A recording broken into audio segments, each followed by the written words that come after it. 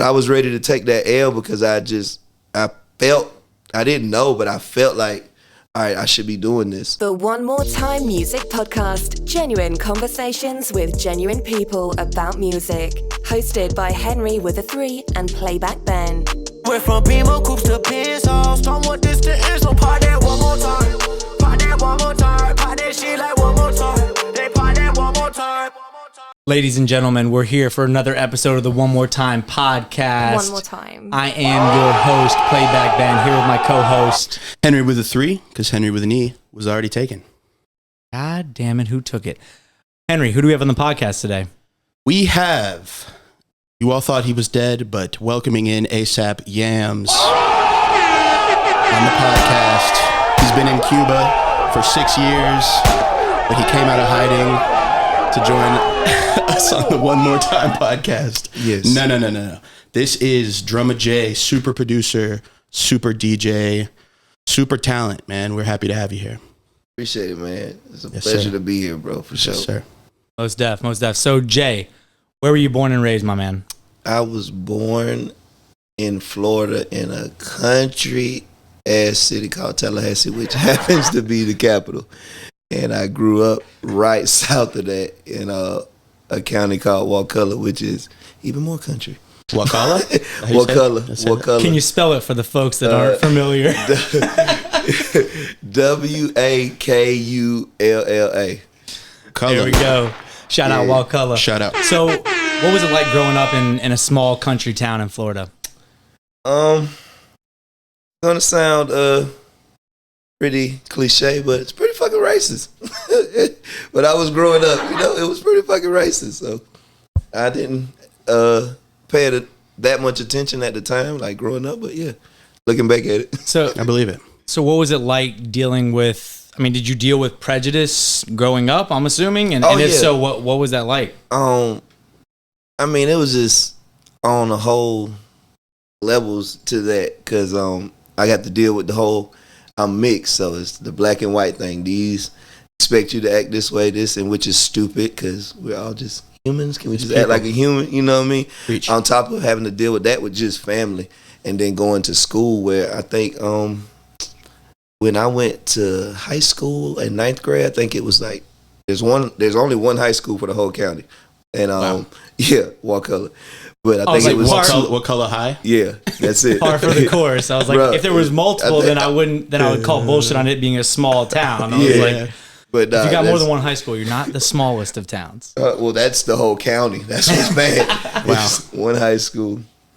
But yeah, man. And then on top of dealing with that, it's like 2,500 kids at the school, and I think it might have been 400 minority. That's include Mexican, mixed, black, Asian, whatever, you know what I'm saying? That's a minority for sure. Yeah, so that's crazy. To even think of those numbers back then. It was just a lot. But even back then, and I think it helped like the kind of dude I am now. Looking back at it, I didn't pay it no attention. Like, you get mad if somebody said something, but I really didn't like pay it attention to like what was going on until like my mom tell me old stories about like, the teachers kind of did this to you, and I'm like, damn, I didn't even look at it like that. Didn't even realize. Right, at the I time. just was trying to talk to Katie over there. So were you friends with people of all? Yeah, colors? I've always migrated in any group. Like, sure. Yeah, it does, like to me, it don't matter. I don't see color like that. Like you cool, we're cool. Yeah, you cool, we're cool. I can hang out wherever because I'm gonna be me regardless. Which is crazy because clearly color was a big deal to a lot of people in your town. Right. It sounds like, right. And they looked at you differently, and they didn't have that same approach. Yeah, so it's really crazy. That Wakulla is a weird place. Yeah. Sounds like it. So do you remember the first parade that you went to at FAMU? Yes, I do. I think I was like 2 or 3. We did our research. You did. I see. Tell us about that parade as a 2 or 3 year old. What you remember, of course. And it's so crazy. I remember that like it was yesterday. We went to FAMU, which is a HBCU in Tallahassee. The Marching 100 Rattlers, whatever. My mom took me to their homecoming, and every homecoming is like a huge deal there in Tallahassee for that particular college. and they had a battle of the bands. So we went to the parade that morning, and I think we went to the battle of the bands, or it might have been vice versa. Either way, we went to that all in one day, and I was just like the drum line came through and all the colors, and I'm just like, what? I want to do that. And so I went home. My grandma tied a damn ice cream. You know how they got the sherbet ice cream buckets, the big gallon buckets? Yeah. She tied it, a string through it, and I fucking marched circles in her yard the rest of the day. So you had a one-man marching band? Yeah. And I tried to go and play all the drums at one time. That was your eureka moment. That young. That was when you decided. Sure. Because anybody that knows me from that, like, they'll tell you, like, he's been beating on shit ever since. Wow. Yeah. 2 years old. Yeah. So other than that, what other stuff did you use as drums? Man, great question. My mom was working at the state at DMV at this time and filing shit. That's when paper and all that, you know what I'm saying? So she would bring home the boxes, like, from her job. And I would I'm talking about it don't matter what size, I would make the drum set. Like, I'd have smaller boxes for the toms, a big one that, like, I literally was making it. And at one point, I had, like, that shit is so, y'all breaking up memories, man. I had a, that's what we do. Hell yeah. Right. I had it was in my room. I had this tall ass dresser. So I took one box and put it at the bottom. And then, like, in the third dresser, I took... For the kick? Yeah. Right. And then I took... I'm, like, imagining it in my head. Okay, so we got this box. And then it's the dresser, the box, and then I took, you know how they have the water in office, like the big-ass jugs? The jugs? I took two of them because we had those. So I took two of them and stuck the thing in the dresser, closed it, and now I got two toms. I got this drum right here. I got another bucket right here, and I'm just... Yeah, going crazy. You made his whole kit. Yeah, man. You kitted out. Yeah, we just, you do what you got to do. That's right.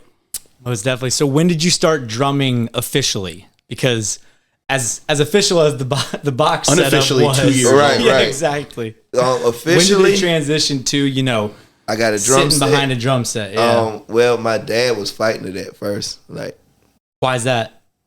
Noise loud as shit. Yeah. Right. I don't even think it's that. He's just old school as shit. I mean, he respects what I do now, but he can't make money playing drums. Mm. You know what I mean? Thanks, Dad. That motivated me. You're like, right. That really motivated me, though. He don't understand. I appreciate him for that, because I think that was like 6, 7. He told me that. And a couple months later, my mom snuck and bought a drum set. Shout out, Mom. Shout out, Mom, man. Mom is the truth. A black drum set off Finger Hut. That was my first one. Okay. Beautiful. And so you started playing drums, messing with and the I mean, drum set. that right there is just that was just the universe, because my mom bought that drum set from Finger Hut. Y'all remember Finger Hut, the little book that? She brought the bullshit drum set out of there. Yeah, it comes in one box, everything, right? Sounds like IKEA. Man, I put that drum set together at 6 or 7 by myself with no help, no instructions. Like, man, ain't that crazy? Like, right out the box. You sound like a drumming savant. I mean, right. It sounded how like did you shit. know how to do that? I don't know, bro. To this day, I don't. I just took shit out and looked at it, and I was like, all right, yep, this goes like this. And it just started putting it together. It was crazy, like, for real. It's not a lot of producers that have Drumma in their name. I guess Drumma Boy, but like everybody clearly asks me that too. They like, so do you play drums for real? like, no, it's just in my name. Yeah, I just put that at the front of my name. Yeah, in the beginning. Yeah, it's crazy. So I mean, clearly you were on an early track in life with this drumming thing. I mean, 2 years old, you knew you wanted to be a drummer. Mm-hmm. 6 or 7 or what have you, you get a drum set. Then you start drumming weddings at like 9 years old or something. Like, I mean, shit, right? Who's fucking trusting you to drum at their wedding when you can't even see over the drum set? That's pretty fucking good. I mean, really though. What was it like playing for this is their like happiest day of their life, and here you come, 9 years old, strutting up. Like, I would look at you if it was my wedding. I'd be like, who is this kid about to drum for my wedding? But like, how did it go? I don't even remember that, because I think after my mom bought me the drum set, then I started playing in church. Okay. And then the lady, I think her name is Yvonne was her name, and she was the first lady to give me a shot, like playing outside of just my family church. And my mom, shouts out to Mom, man, give me some on that, because she has Mama been is the truth. She used to take me up there for rehearsals and all kind of shit, like helping me break the drum set down, everything. Yeah. So playing in the church was a big part of your life then? Oh yeah, man. All the way up until last year, like during the pandemic, was the last time I played for a church for real, and that was just due to COVID. You know what I'm saying? We kind of marched off, and I haven't went back since the pandemic, but that's just due to how work has changed and stuff. And obviously we'll get to, what you've made of your career, but it is interesting knowing that even up until last year, you were drumming in a church. And we'll get to that, but I got a wild story on about how I was making it before doing what I'm doing now. Well, I kind of want to hear that. I kind of want to hear that. I mean, well, okay, so up until last year, with the pandemic and all that, I was DJing at Sahars, and this is right before, as I'm meeting AE and that whole brand and that story, right? Shout out Authentic Empire. Yeah, shout out Authentic, man, for sure. My brothers over there. But yeah, so I'm DJing like 4 nights a week down on Far Road at Sahars. Was the first club I DJed when I got to Atlanta. And I'm doing that 4 nights a week, including a Saturday, till 3 o'clock. Well, at this church that I was playing for in Sunday morning? In Dawsonville, Georgia. So, man. Dawsonville, Georgia from Buckhead. So I would get off at like 3:34. At the church, we didn't have rehearsal during the week. You get there at 6:30. The service starts at 9:30, I think it was, and then you do another one at 11. So I would DJ all night in Buckhead, get off, drive up there, maybe sleep for 30 minutes in the car, then get in and go play drums all morning for church. Did people look at you and know that you had just slept for 30 minutes, or? Nobody ever did, bro. Really? Nobody. They're like, man, he must have gotten such a great night's sleep last night. Right. Like everybody my homie Sean, shout out him because he helped me a lot. Shout out Sean. Yeah, shout out Sean, man. But he knew, but it was like, he's like, bro, I don't know how you do it. But he's like, I could never tell if you've been asleep or not. I was like, this is what I do, man. I'm coming here. But so we kind of skipped ahead, right? Because DJing 4 or 5 nights a week, when the hell did you even learn how to DJ, right? You're drumming in the church, you're drumming at home. That's a good story, folks. You got your start somehow. I mean, when did you first try DJing? Drumming doesn't equate. Give me a bomb, man. Give me a bomb. I've got this gunshot. Okay, gunshot. Boom, boom, boom, boom, boom. I started fucking DJing because I was the bootlegging CD man. Tell us about that car that you used to trap mixtapes out of at the car wash. Y'all's research. That is funny. Tell us about how important was that truck. That truck is why y'all have Drumma Jai. Oh my gosh. Thank God for that truck. Yes. Shout out that truck. 2-door Tahoe, man. Let's go. But what kind of sound system was bumping through that thing? Got a couple 12s in the trunk. What are we working with? Man. All right. You want me to start on the outside or the inside? Paint us the whole picture of this thing. 2-door Tahoe. Because I know it was critical to your start. No, for sure. There's Tahoes with 2 doors? Yeah, it's a 2-door Tahoe. They don't make them anymore, but the year truck I had, I think it was a 99, 98. It was the last year they did the 2-door. But yeah, so you open the door, and it was 2 10 inches, 3 6.5s, and 3 tweeters in each door. Oh my God. That's just the door. Under each side of the door, the guardrails, I had 2 like horns pointing each way. So that's 4 horns under the truck. In the front of the truck, the grill, I had 3 6.5s and 2 tweeters. Out the back, we had 2 15-inch eminence just for highs. And in the whole bed of the truck, it was like a massive box with 4 12s that was like 1,000 watts RMS a piece.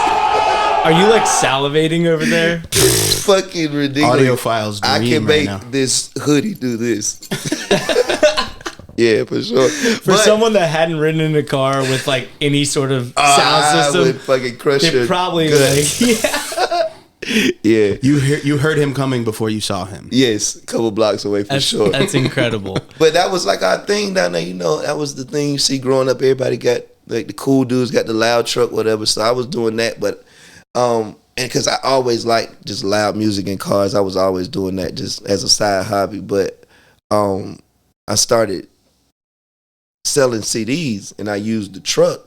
Now, I'm going to just play my CDs at this car wash over my truck system, and it just created a vibe. And I wasn't even DJing. I was just, like, putting them on at first, then fucking virtual DJ. Virtual DJ. I fucking found virtual DJ. Shout out to virtual DJ. Yeah, come on. And I just plugged the aux up to the radio, and I just started fucking with it. And because I'm a drummer, like, syncing the beats wasn't hard at all. So, like, learning how to mix, that was just hearing time, and that wasn't no problem.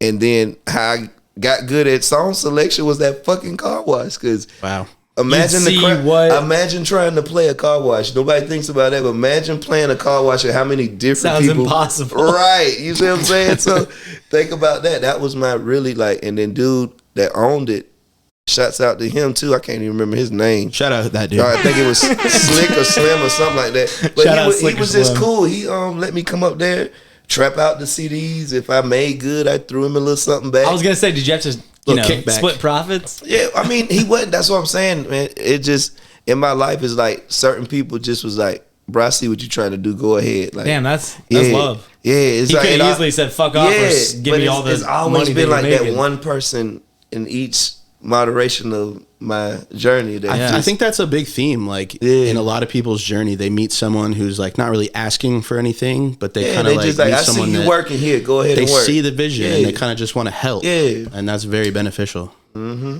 I mean, doesn't that give you like hope for humans? Because like sometimes you think just humans are fucking assholes. They obviously are, most of us are, but like for someone to just without, I mean, yeah, maybe you on your own accord tossed him some stuff, but like he didn't even he didn't know how much of an impact that he was making on you. But like 100%, even in my like short career in music, just having anyone that has been like, damn, like I see what you're doing, and like they don't have any reason to actually care, right? Other than like connecting with you on like a damn, like I was there one time.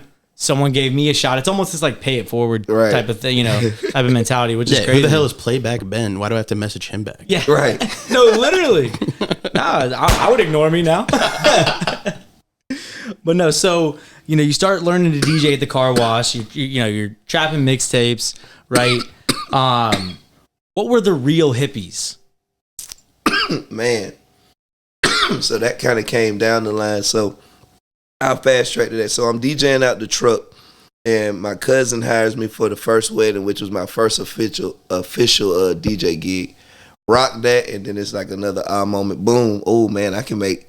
Because at that time I was touring with a gospel group playing drums, but it's like, man, I can make this. Staying home, DJing by myself. I ain't got to split it. Oh man, this is great. And then I started. You were touring with a gospel group. Yeah, we skipped all of that. I'm assuming you were drumming. Yes. Yes. Playing drums at about 16. Yeah, at 16 I quit school, and about 2 weeks after I dropped out of school, I got my GED, and then I just started going like on the road playing. So what was that like? It was crazy because I'm like fucking 16, 17, and every other dude in the group was like 27 and up. So, I was gonna guess like 50. Yeah, you think of a gospel group, and it was younger dudes, but still older dudes. Yeah, like, you know what I'm you're saying? 16. So I mean, the oldest dude was like 34 at the time, 35. Wow. So like, you know what I mean? That was crazy, and I toured a lot. Like I think from. How did you even get into like the clubs that I'm sure you were playing at? I mean, was it just gospel? No, group. it was gospel. It's not really clubs. No, like but okay, yeah. I mean, is it like not you just what go kind to of venues? It's a church. Yeah. It was a church circuit. Yeah, yeah. A Chitlin church circuit. A circuit. We learned about the Chitlin circuit last episode. From Woe. Shout out Woe on episode 6. He enlightened me and Henry to the Chitlin circuit. I'm gonna show y'all something. I'm looking for it now, so y'all don't think I'm capping. This is Babyface Drum, and I'm like on 2 albums. Look at it. Baby J. You see what I'm saying? Give me Oh that. my God. Can we do a clip? We're going to Oh do my God. Y'all gonna have Can you send us a picture send of that- that so we can show the audience? I got you. You So gotta what we're show looking them at- both of them. If we go put it out there, look at that one. Oh my God. Look at Baby J. We are looking at Baby J On in the the gospel group. What was the name of the And group? both of these were in Walmart. Like at the time when I was doing this, it's like, oh, I can't believe it. Like What was the name of the group? Supreme 7. The Supreme 7. Yeah, shouts out to them, man. They made a lot of what I got going on too. That's man. crazy. Yeah, just the music Damn. from being with them. So you do your stint with the gospel group. Obviously, you start doing mixtapes. DJing a bit at the car wash. Do you start DJing at all at clubs in Yes. Tallahassee? Yes, that Okay. it like explodes rapidly. Okay. And I mean doing any kind of event, bro. Like it went from DJing at a car wash to a wedding reception to frat parties to a strip club, which Cheeks was my first club. But then it got to where I was doing. At one point, I was doing Recess, which is right across the street from FSU Stadium, right? Like it's like a rooftop club, got some pool in the middle, and I'm DJing a top 40 night, like straight. At this time, it's like LMFAO, Pop hits. yeah, just all that stuff. Like Body Rock is in the house. Like Damn, you sound like you have a very wide range of it gets musical good. influences. So I'm doing yeah. this from like 11:30 to 1:50, something like that, on a Friday, right? And then as soon as I get done with that set, I go to the south side of town and DJ the most hood club in the fucking city till like 4 or 5 in the morning.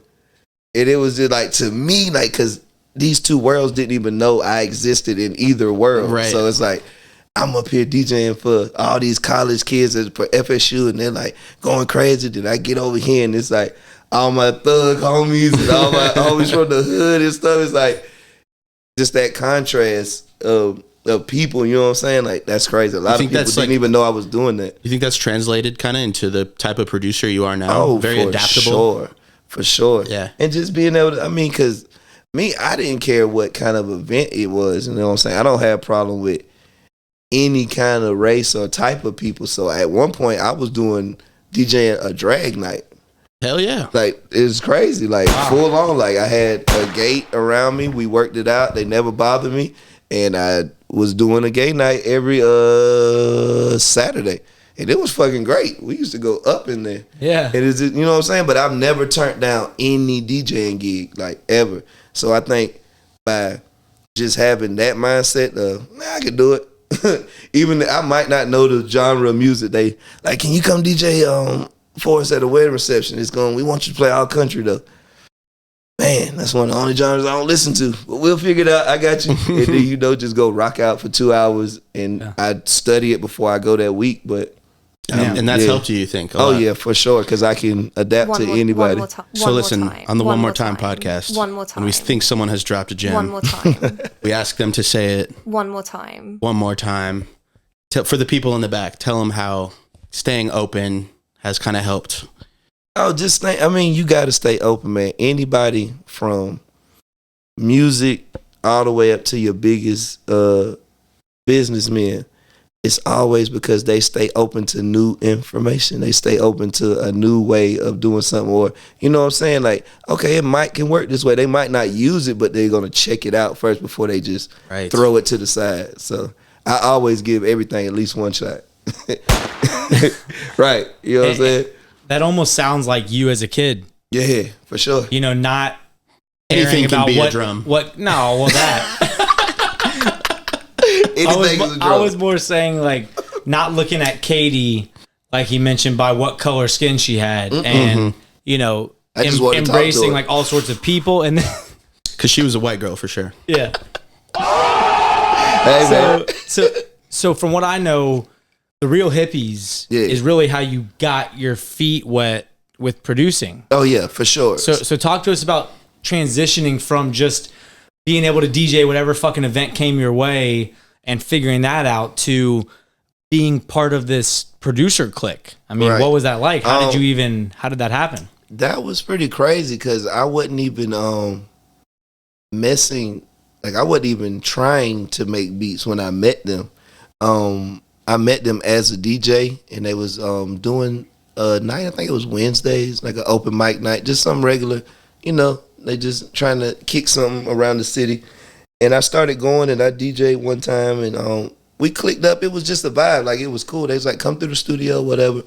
So I go through the studio one time, first time ever being in like a secular urban studio. You know what I'm saying? In the studios I went to always big for bands, and you know what I'm saying, it's a whole gospel group trying to record, not just a dude with a keyboard. Just a tiny booth for one vocalist. Yeah, well, this wasn't even the tiny place. It was like a storefront. It was nice as shit. But I go there and we all vibing. I'm listening to their music or whatever, and it's just a cool night. So I come back about 2 days later, and just messing around. They had a piano out that day. I was just playing around on it from church though. You know what I'm saying? And like, dude, you know how to play the piano? I was like, a little bit. And he's like, why you don't fucking make beats? I was like, what are you talking about? Why don't you make beats, bro? Like, you can play the drums, right? And the piano. Like, why are you not making beats? You're a DJ. Those are the two elements of making beats. And that's the melodic part and the rhythm part. G-Fat was like, dude, what are you doing? He was the owner of the studio. Hell of an engineer, too. And that's kind of what I was like, all right. And then so was that like an aha moment for you? Yeah, because I opened up, I don't even know. I think I had a crack version of Logic at that time. Shout out Logic, by the way. Man, love it. Logic, baby. For sure. Shout out Apple. Shout out. Yeah. Apple. Steve Jobs. I don't know. I've kind of mixed on Steve Jobs. We'll leave that alone. Yeah, but we do like Logic. For another episode. Right. But we fuck with Logic around here. It's yes, Logic Squad. All right, man. Too much weed. Where was I at? What was we? We got no, just basically being in the studio. Oh, being in the studio, opening up your crack version of Logic. Yeah, so my first couple beats, he was like, "Yeah, you should just try it, bro. You don't know what'll happen." So I get Logic, messing around with it, and Logic has a million corny ass loops already in it. For sure. So, but a few gems. Yes, a few gems. I done made a couple good beats out of those. Mm-hmm. But I was, just piecing those together. I'm like, oh shit, I can make beats. Oh, it sounds so good. Yeah. And then that was like another that's like, because it's like, damn, I can do this. And then it got to like, shit, I could play that. Let's try playing it in there instead of using this loop. Mm-hmm. Then I started figuring out the drums, and it just snowballed into an addiction. And now we're here. Yeah. Do you go to Beatmakers Anonymous? Right, yeah. So I need to. So you find your love for producing. You're obviously a dope DJ that's found success in DJing all sorts of fucking events, country, weddings, hip hop, top 40, whatever. Mm-hmm. You move to Atlanta. You're DJing 4 to 5 nights a week, like you said, because you find your way into the scene. How do you meet the AE crew? Who do you meet first? How does that even happen? How I met AE, that's pretty good story too. I was DJing at Sahar's. Yep. And at that time, behind there's a studio called Treble Clef, and that's where they was working at the time when they had Euro, and I think it was Noah at the time. I don't even think Bree was there. And they brought Euro, Boomman, and Euro, and at the time it was a guy named Black, but it's not the Black that's Euro's manager. Black, now. Manager. Euro's had 2 managers named Black. Wow. But what are the fucking odds? What are the odds? You know what I'm saying? But yeah, so they brought Euro through there, and this is right. Like, it's crazy how shit works. This is right before they release Posse. Like, they're just starting the run for Posse. And at that time I'm an asshole. Like, at sometimes I could be an asshole, and I don't really like play music for free as a DJ because it's a business. If we can make it work, or you know what I'm saying, for like sure. We can make it work. But if I fuck with you, then yeah, I'm gonna play your music. But you can't just walk up to me and say, "Hey, I'm this guy. Play my music." Because you're like, fuck off. I don't give a damn about your name drops, right? Like, but you care about the money. But this night, I just, Boomman walks up to me. I don't know who Boomman is at this point because I'm new to Atlanta and from Tallahassee. They get shit like 2 years late, like for real. Like, he was a rapper at that point, right? Yeah. I mean, I used to listen to Boomman. I didn't know him as a rapper. I didn't even know who he was. I just, hey man, my name Boomman. I got my artist, and it was funny. I was already playing one of Euro's songs called No Hearse just because I was getting in tune with the Atlanta scene or whatever. He had a song called No Hearse that was being played in the clubs. And they gave me Posse, and we just ran it up that night. They showed love. I didn't ask for no money. And like 2 months later, Boom hits me on Instagram in my DMs like, hey, you want to come to Austin with us? I was like, sure, for what? He's like, I want you to come DJ with Euro at South by Southwest. All right, well, let's go. I don't even know why Boom hit me. Like, I never asked him that. You clearly left an impression. Right, I was that's gonna what say, I'm I saying. mean, do you at all remember that night going really well? I do, but I remember But it not going. any- I remember it going as well as anybody other else. I night. would have showed love to. You know what I'm saying? Yeah. Like if you came in there and we. It wasn't especially memorable necessarily to you. Nah, I just remember it It was was- cool. We showed love. played and their that was it. record. Yeah. Club was fine. Drumma whatever. Jai is just that good. No, I can tell. Definitely didn't mean to hit So that what one. was that South by Southwest trip like? It was that shit was pretty fucking dope, bro. It sucked going there though because they didn't tell I'm me. assuming we you drove, right? We rode in a fucking van, a 15 passenger van. Like a Hertz? It's not me and Euro though. It's like me and Rental? all the workers. Hey, so they put me in the van with all the workers, and Boom and them was like in their old cars and shit. Jay's like, yo, where's Euro at? Right. He's in the nice van up Yeah, ahead. he flew. Yeah, he's on the jet. Yeah, it's like damn, okay, I but think yeah. he's in first class as we speak. But nah, shout out to the whole crew that rode there because we had fun going down there. But we get to the hotel and Jeezy Escobar, which is my brother, man. Shout out Jeezy. Easy. Burberry Jerry. Come on, man. Backwood Boys We'd love for to have life, you on the podcast. man. We'd love to have you on the podcast. We'd love to have Jeezy. you on. Oh, we gonna make that happen. Free food, man. For LA. Let's Free go. food. Yes. Yeah, but me and Jeezy. So was he in the worker van with you? No. They're the artists. GA, GA and Twin at this point. That's who I see first. We get to the hotel and like GA and Twin and Jeezy, they're all standing out there, dripped out. I'm course. like, what the fuck is going on? Like, Had you met any of these No, people? I Well, had besides not. Euro, I guess briefly at that yeah, but club I mean, night. so I'm coming into like, So you show up What in the the fuck? workers van, not even knowing who you're meeting or working yeah, I'm with. finna Hi, I'm do like, DJing for you. Hi, South by Southwest. Nice to meet you. I'm Drumma Jai. right, just with my So- suitcase in hand, tied Yeah. and everything. I'm ready to Ready work. for his interview. How'd the show go? It went great, man. We killed it. Killed it? I didn't think they was gonna pay me, and they paid me. Oh, shout out, Boom. Yeah, shout out because we didn't discuss it. So Yeah.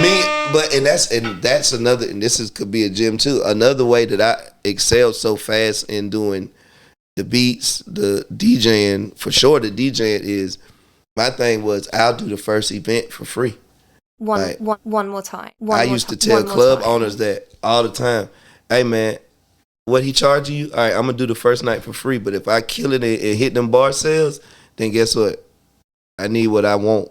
You know what I'm saying? You got to prove your value. Yeah, but I know that I can keep these people dancing. In turn, what makes them keep drinking? Yeah. I do that with like mixing and mastering. Yeah, for sure. If someone approaches me for a mix and master, they say, "What do you charge?" And I give them my price, but I'll say, I'll do the first one for this Right. because I'm so confident That that if I'm you going hear, to you turn your can't, song up so much. you can't turn it away. that you're going to pay full price once you hear can't what I turn can it do. away. Yeah. You can't. You cannot. Great strategy. Yeah, so that's what I've always did, and I mean, it worked the same with that. I didn't ask Boone. He said, "Do I want to come?" I said yes. I had to pay them some money to go, like for the van and the hotel and all of that. Hopefully, you made more than you had to pay. Yeah, that's what I'm saying. But that just goes to like if you just stay But he was down and ready keep to it- not. Yeah, I was I mean, ready you to were- take the L. Like, and Yeah. at this time, I'm just working at the club. I ain't got no steady income. Yep. Yeah. You know what I mean? So, but I was ready to take that L because I felt, I didn't know, but I felt like, all right, I should be doing this. Yeah. You know what I mean? So how did you go from this South by Southwest trip to an official relationship with AE? Because that was Right. clearly Yeah, not I mean, official. How yeah. does, So, I mean, what does happens, it we get progress? there, we chilling, and Henry know ever since he met me, I'm the same dude. We laugh. I'm gonna smoke weed, and that's pretty much all I'm gonna do. Is we're gonna Good do vibes. music. Yeah, I don't really like to do anything outside of that. You know what I'm saying? Yeah. But we get there, and I'm just we kicking shit outside. Everybody's meeting everybody who don't know nobody, and me and Jeezy get to talk about weed. And boys. How I always played the game is I made sure if I was going in a room or a studio, like when I first moved up here, I had gas. Ooh, I'm talking about good gas. I mean, you walked in the door with half a blunt. Yeah, you know what I'm saying? And a big one. Yeah. Oh, yeah. But when Jeezy seen that, he was like, "Oh, boy, I'm fucking with you, boy. You got flavors." I had brought like 5 flavors with me out there. Options. And so me and him hooked up on that immediately. And then it was kind of like a snowball effect. They seen Jeezy hanging out with me. Euro was kind of standoffish at first. He'll tell you that. Like, me and him didn't really talk. We performed, but we ain't really talk and hang out like that till after coming back off of that trip. Then I started going to the studio with Jeezy. But even in South by Southwest, they didn't know that I made beats. They didn't know I was an engineer. They just was looking at me as a DJ. So we get there, Jeezy's like, "Damn, you got the weed." So we rolling up and I start playing beats on my phone. He's like, "Damn, you make beats too?" And then that becomes the snowball. And at this point now, Euro hears a beat and he's like, "Damn, okay.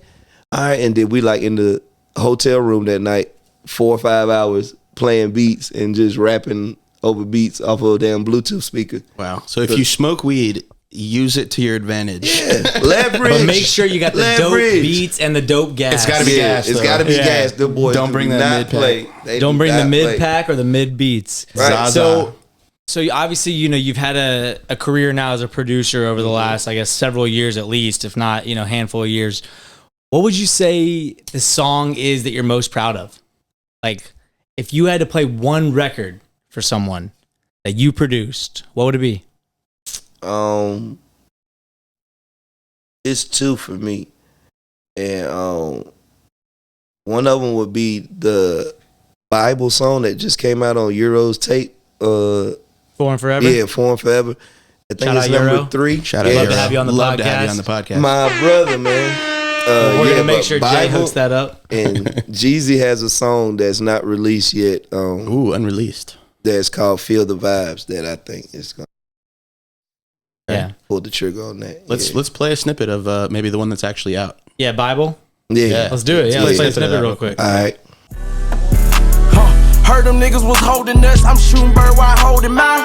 Mama told me hold the Bible. Hit the street, start holding 9. How I'm supposed to use a fork? It was in a row. I don't know the signs. Keep quiet like I'm mute, cause I don't wanna let them know I'm blind. Coming for that crown, I won't let them. Yeah, man. Yeah, so I that was really Bible love that by Euro song. Gotit, Yeah. produced by your boy Drumma Jai here. For sure. That shit was giving us goosebumps, man. I mean, that's some real shit. Yeah, man. That's what happens, inspired man. that song?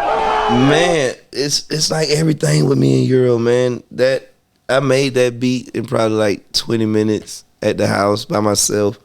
And then we get in the studio and he hears dun dun dun. All right, load it up. He don't even let the beat drop. He's, Wow. All right, Just load the it keys. up. And he goes in there and just That's crazy He made because that- man, most he- rappers have to wait till the beat drops, and then when the beat drops, they either next it man, or he made that song. keep it going, right? He knew Jay would have a hard He job. made that song in like 15 minutes all the way through. I recorded it at Loud House.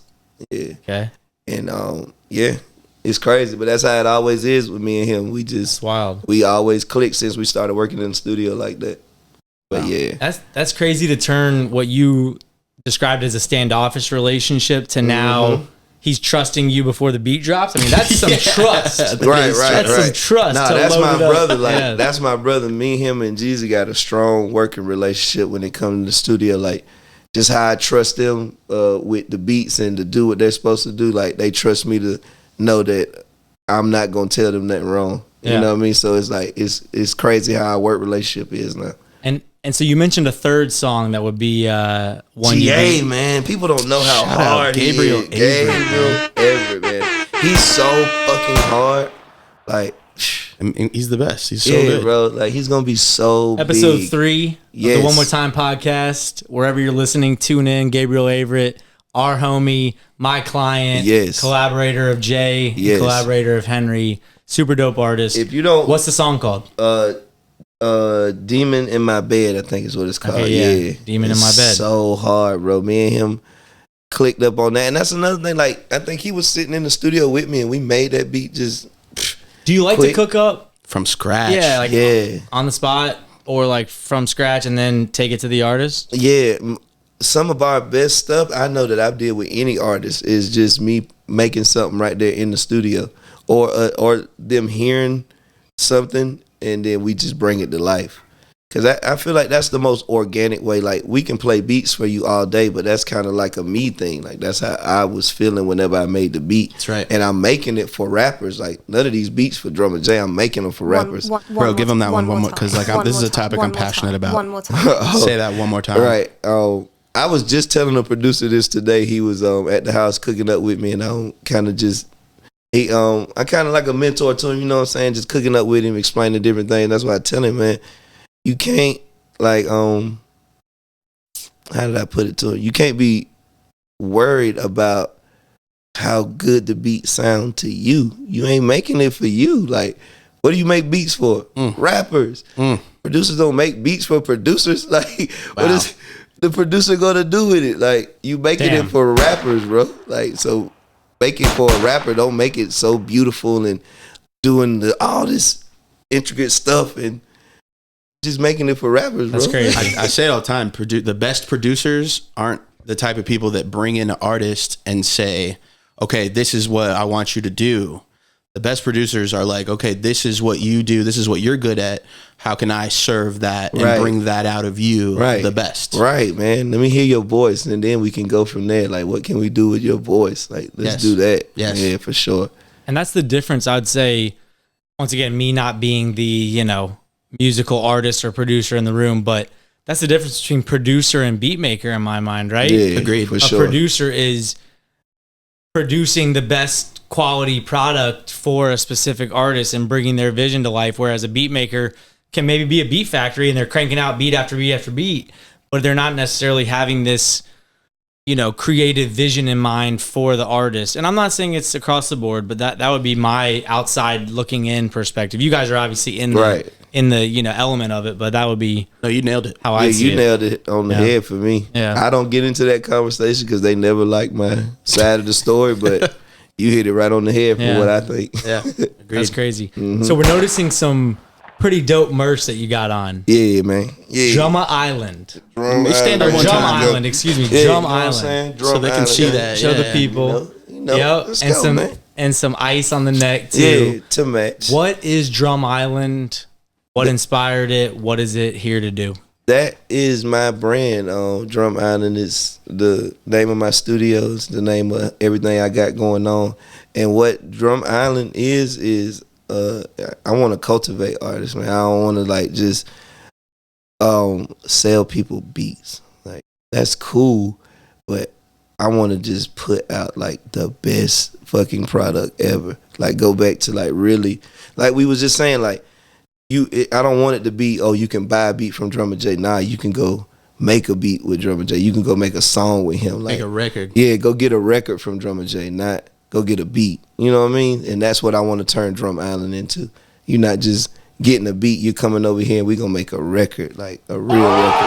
Yeah, so you want that like experience. Yeah, the whole experience and more exclusive. I want to work with people that's really wanting to work. So if you really wanting to work, then I'll go 1,000% for your 100. Like, I promise. This is another, I guess hot topic, right? Whether you want to be someone that sends out packs and, collects leases or exclusive, purchases or whatever. And I play both of the games. I play both of the games. I got BeatStars and all that. But it sounds like Drum Island is more focused on that intimate, personal relationship and experience. Use the word organic. Yeah, organic for sure. Yeah. Mm-hmm. That's dope. I think, that's pretty similar to what you are trying to achieve, I would say, right? This is a hot topic for me for sure. It's very tough. It's like, I can make some money making beats, which is a beautiful thing. Yeah, it's beautiful. But it's like I could sacrifice some money and cultivate something maybe more meaningful in the meantime. Fucking change some shit. Yeah. Yep. Huge. So, shout out Water Gang. So, obviously, Jeezy and Euro are, two of your closest collaborators within AE, but I know that you mentioned Free Foo. Mm-hmm. You work with or have been working with Foogiano. Mm-hmm. What's that been like? Man, it's the same. It's been love since we met up, bro. Like since he got signed, we went in the studio and probably about, I think it was like 3 weeks after he got signed with Atlantic and Gucci, all that. They called me in with him to engineer a session, and I think that was the first time we might have like really got in the studio. And I think he was kind of trying me. Shout out Foo, man. I think he was kind of trying me, bro. He's like, yeah, I want that song right there remade. And I was like, all right. Sat down and fucking 15 minutes killed the beat. And mind you, Foo runs with a bunch of people, so it's like 20, 30 people in the studio. So the majority of them have to like it. You're right. The whole crew has to like it. So I'm sitting at the board. How scared were you? Scared? I wasn't scared. It was just like, I don't know. I'm like having an anxiety attack. Thinking about hell no. This is why they leave it up to you. That's and right. I'm who I am. Behind the scenes. Yeah, man. I sat down there and killed that shit. I'm like Had sweating, everybody rocking in about there. Yeah, we made Star that night. That's on Foogiano album he just put out. But nice. Yeah, that was your Star first song with Foo. Yeah, recorded. And that was like the first experience you had with him, and it made the project now. Yeah, I had 4 songs on that project. That's dope. Yeah, awesome. Yeah, Foo's killing the game. Obviously, free him. Free man, Foo, for sure. He coming home soon, man. He's coming home. So where's your focus right now? My focus right now is just staying consistent and not getting sloppy. Yeah, that's my main focus. If I stay consistent and don't get sloppy and just treat it like I'm a professional athlete, I go out every night and put up points. And so that's what, as long as I keep doing that, everything's working how it's supposed to. In the gym every morning? Yeah, for sure. Yeah, for sure. That's dope. So you mentioned, your aspirations with Drum Island. Mm-hmm. Do you foresee yourself trying to be the next big producer? Do you want to be DJing for the biggest artists in the world? I mean, what are you working towards? Like, what would success look like for you? Success look like whatever I can get. And what I mean by that is like, I got goals on doing everything you just said. Yeah. But it's not like one is in front of the other. Okay. If the platinum hit comes first, then the platinum hit comes first. If I make $100 million on crypto tomorrow, that's what comes Shout first. Shout out crypto. You know what I mean? Like, that's how I am. Like, I'm just taking it as it comes. But with the producing, I would ultimately love to turn that into like on some Khaled stuff. Like that's the whole executive producer. Yeah, like executive producing everything, putting the right people on the right stuff, bringing the best beat to life. That's my favorite shit. Yeah, like I like making beats and stuff, but like the best part of producing is like connecting the dots. If I can get a guitar player in here and then, a guy that knows melodies like that, or a guy that's good with effects, or he might just be good with software, and I just get him to come fuck with the melody, you know what I mean? And just make the best song possible. Get a songwriter, whatever it take. Like, yeah, man. So I know that no one likes to live with regrets or wish they'd done things differently, right? But I love asking this question: if you could go back in time and give this 6-year-old self, the 10-year-old self, whatever, some words of advice to even be further than where you are today, right? Or do things differently, what would you do differently? What would you tell yourself, your younger self? My younger self? To pay attention more. Just pay attention more. Awareness. Yeah, being aware. Don't live so free. Yeah. Well, this has been a great episode so far. We got a final segment we like to do here on the One More Time podcast. Right. I hand it over to my buddy Henry here. Shout out Henry one time.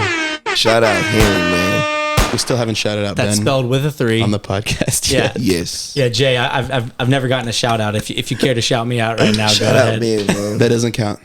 It doesn't count. So if it's forced, it doesn't count. I tried, man. It's got to be natural. So okay, this final segment that I like to do is called the Rapid Fire Rampage. Let's go. Buckle up, Jay. It's a 3-part rampage. I'll explain each part as I go. Pretty simple, but the idea is we're looking for like the first thing that pops into your head. Deal, the less you think, the better. We're really tapping into your soul right now. All right. Okay. So part 1 of 3. It's just gonna be some short answers. I'm just gonna fire some quick questions at you. Just give me some answers. Here we go. Rapid Fire Rampage. Drumma Jai. Rampage! Give us one project, mixtape, EP, or album in your top 5 of all time. Dang, man, why you got to do that? We're coming out the gates. We're coming out Why the you gates got to hard. do that? Damian Marley Jam Rock. Damian album. Marley, nice. Okay. Hell yeah. That whole album. Okay. So good. Yeah. Give us your favorite hobby to get away from music. Video game. What's your game of choice? I have two equally. Okay. What are CLD and Fortnite. He's a shooter. they? He's a top shooter. I love 2K2 though. I will bust your ass. Sounds like he and Woe would get along. Yeah, actually, those are his two Yeah. games. So yeah, okay. On that note, give us your favorite sport to play. To play? Probably basketball, yeah. There it is. Give us one genre of music you secretly like. The average Drumma Jai fan might not. I like chill house. Ooh, That perfect. surprised me. Yeah. That's awesome. Joe Biden exiles you from America tomorrow. Where do you go to live? Right at the tip of the border. As close as possible. Wherever the border is, we gonna go right there. On the Canadian side or the Yeah. Mexican side? Whichever one. Whichever one will have Yeah, you. You'll have a whichever house in one will both. take me. Probably Mexico though, because I hate fucking snow.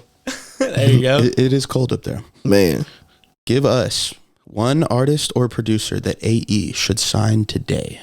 Henry. That's fucking love. He didn't even think about it. We did not prep. Jesus. Disclaimer: we did not prep Drumma Jai with these questions. He has no idea about the Rampage. I Yeah. did it. No. You see I'm sweating. Give us one of the dumbest things you've ever done.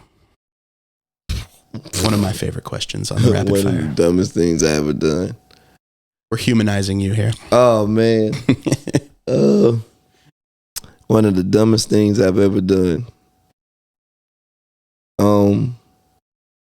I can't even think. It's so much. Don't act like you stupid haven't shit. done some dumb shit, because we all have. Huh? Just Some give us dumb one. shit. Everyone's done some kind of dumb things. This is gonna sound really bad. It's pretty dumb. A hit and run in Buckhead, but it was just like a fender bender.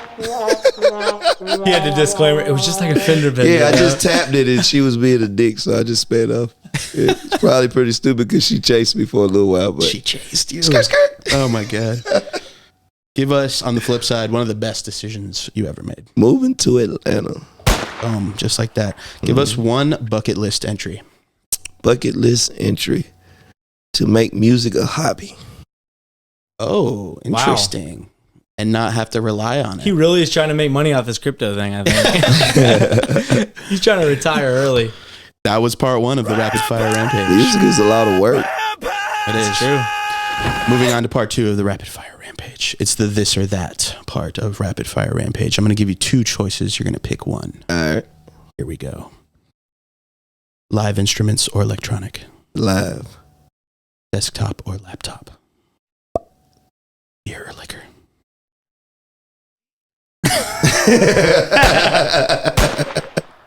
But liquor, we got to choose. Cars or trucks? Trucks.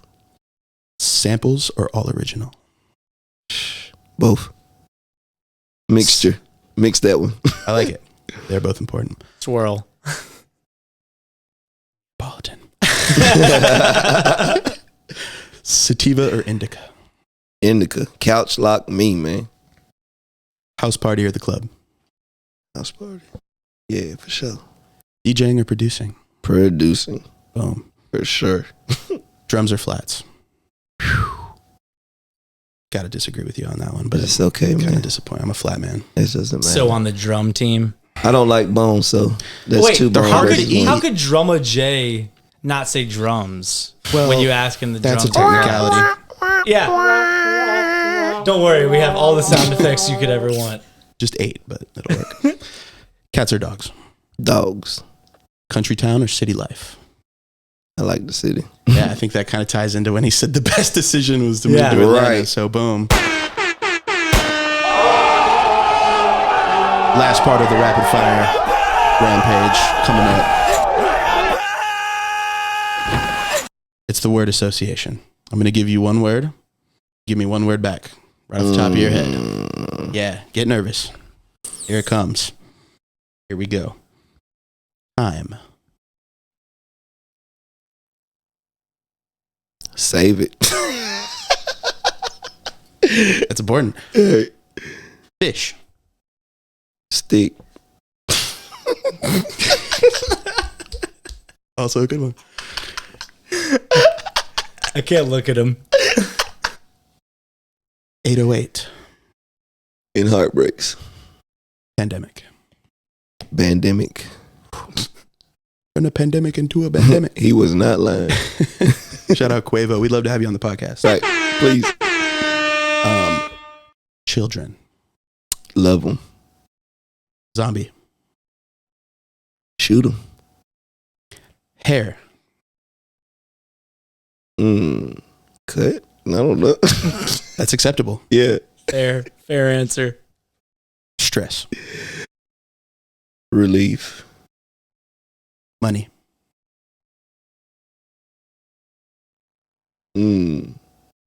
Power. You're not lying. Keyboard. Fuck it. Bucket. Mm-hmm. Like fucking I up. like my MIDI boards. Oh, okay. Henry was so confused. He was I know, concerned. for a second. I know, that's why I gave you that one. I usually don't like to concerned. clarify, but that one I had to. Wait a minute. Did not accept that answer. I know it. Politics. Shitty. Agreed. Foogiano. The mayor, man. The mayor. Let's go. What a rampage. What a rampage, folks. What an Let's go. episode. This has been Drumma Jai on the One More Time podcast. One more I've been your time, host, man. Playback Ben, here with my co-host, Henry, with a 3 because the E was already taken. It was taken. Wherever you guys consume your podcast, please like, subscribe, follow, drop a motherfucking comment, drop a motherfucking review, because we're not going anywhere. Nowhere. We're going to have folks like Drumma Jai on every single week All until the you are time. sick of us. We appreciate you guys for tuning in. And until next week, we are... We out. Out. Peace. Bye-bye. Pop that shit like one more time. They pop that one more time. Pop that shit like one more time. They pop that one more time. Hop up in that foreign skirt, no. All the homie, this shit tripping, no. Middle finger to the law.